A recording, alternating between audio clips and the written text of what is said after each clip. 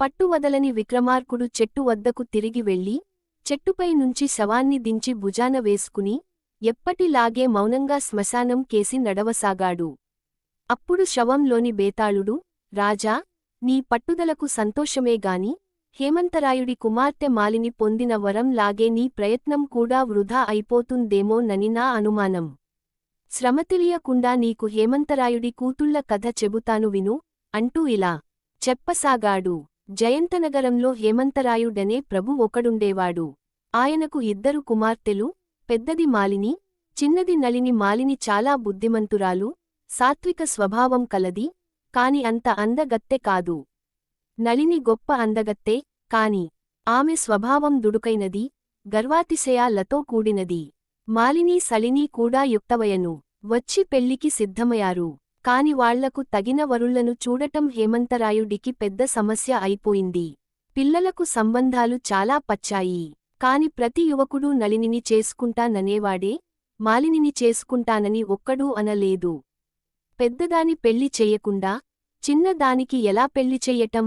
ఆ సమస్య అలా ఉంచి రూపగర్విత అయిన నళినికి వచ్చిన సంబంధాలలో ఒక్కడూ నచ్చలేదు. అందుచేత హేమంతరాయుడు చిన్న కుమార్తెకే పెళ్లి చేసేద్దామనుకున్నా అది పొస్గే దారి కనబడలేదు. పరిస్థితి ఇలా ఉండగా ఒక సంఘటన జరిగింది.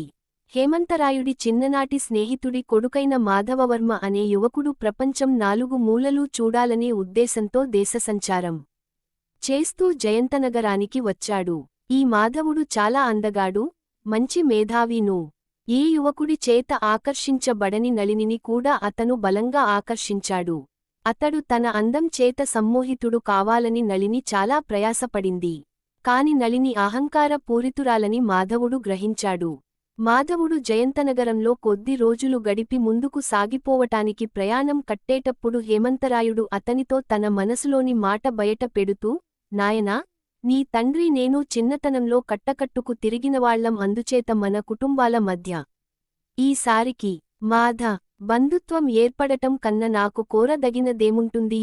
నా కూతుళ్ల నిద్దరిని నువ్వు ఇన్నాళ్ళూ చూశావు గదా, వారిద్దరికీ నీ పట అపారమైన స్నేహభావం ఉన్నట్టు నేను కనిపెట్టాను.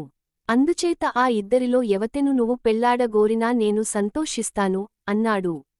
దానికి మాధవుడు, మీ కోరిక చాలా ఉదారమైనదే.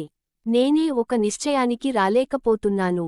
దానికి కారణమేమంటే, నేను నాకు కాబోయే భార్యలో సౌజన్యమూ, సౌందర్యమూ రెండూ కోరుతాను. దురదృష్టవశాన ఈ 2 గుణాలు మీ కుమార్తెలిద్దరిలోనూ ఉండిపోయాయి. మాలినిలో సౌజన్యం ఉన్నది, నళినిలో సౌందర్యం ఉన్నది. అయినా మరొక సంవత్సరం లోపుగా నా దేశయాత్ర ముగించుకుని మా దేశానికి తిరిగిపోయేటప్పుడు ఇటుగానే వస్తాను. ఈ లోపుగా నా మనసు ఏ నిశ్చయానికైనా వచ్చిన పక్షంలో మీ కోరిక తప్పక నెరవేర్చగలను. ఈసారికి నన్ను క్షమించండి అన్నాడు. మాధవుడు వెళ్ళిపోయాక హేమంతరాయుడు తన కుమార్తెలతో అతనన్న మాటలు దాచకుండా చెప్పేశాడు. మాధవుడు తమను గురించి అన్న మాటలు విన్నాక మాలినిలోనూ, నళినిలోనూ కూడా వేరువేరు పరిణామాలు వచ్చాయి. నిజానికి ఆ ఇద్దరూ మాధవుణ్ణి పెళ్లాడగోరినవాళ్లే. మాధవుడి మాటలకు మాలిని హతాసు రాలు కాలేదు. తాను అందగత్తె కాదన్న సంగతి ఆమె ఎరుగును. కాని నళిని పూర్తిగా హతాసురాలైపోయింది.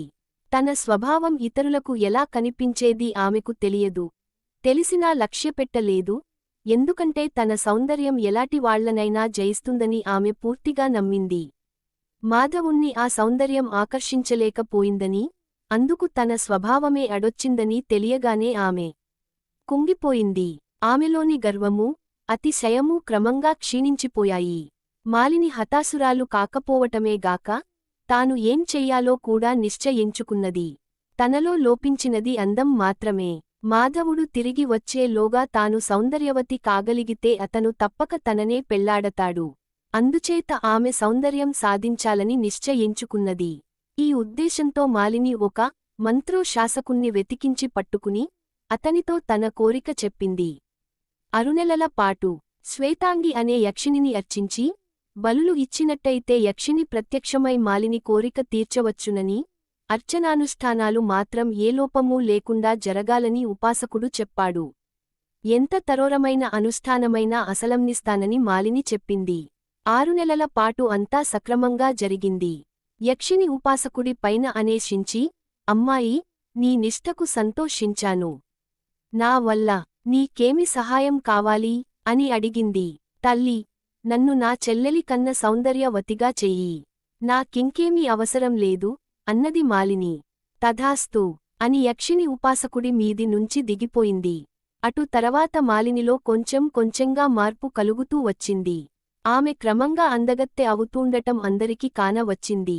శరీరఛ్ఛాయ హెచ్చుతున్నది, కళ్ళు విశాలమవుతూ అన్నాయి, చెక్కిళ్ళు పూడి నునుపు తేలుకు అన్నాయి.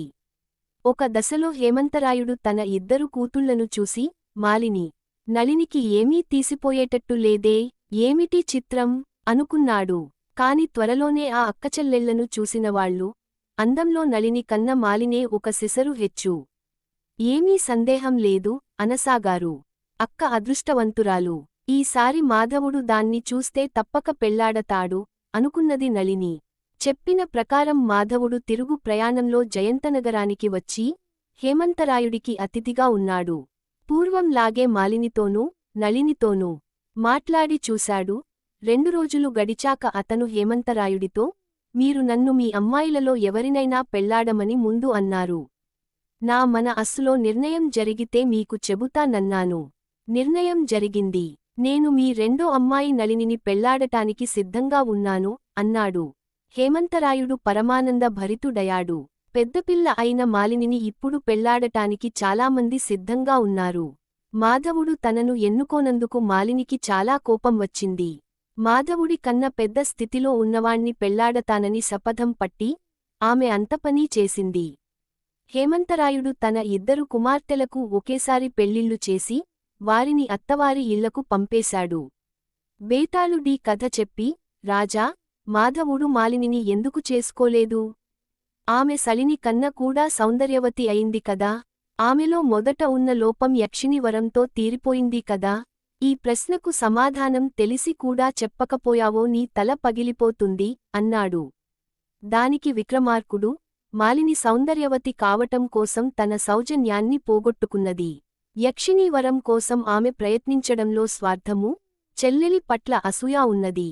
సలిని కూడా తన లోపాన్ని సరిదిద్దుకున్నది. ఆమె తన అహంకారాన్ని, అతిశయాన్ని విడిచిపుచ్చింది. అందుకు కారణం ఆమెకు మాధవుడి పైన ఉండిన గాఢమైన ప్రేమ మాత్రమే. మాధవుడు రెండోసారి వచ్చి మాలినితోనూ, నళినితోనూ మాట్లాడినప్పుడు, వారిలో ఎవరు తనను నిజంగా ప్రేమించేదీ తెలుసుకుని ఉంటాడు. తనకు కావలసిన సౌజన్య సౌందర్యాలు నళినిలోనే ఉన్నట్టు అతను గ్రహించి ఉంటాడు.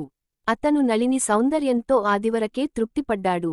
అందుచేత అంతకన్న సౌందర్యవతి అయిన మాలిని కోసం ఆశ పడలేదు. మాధవుడు కేవల సౌందర్య విమోహితుడే అయి ఉంటే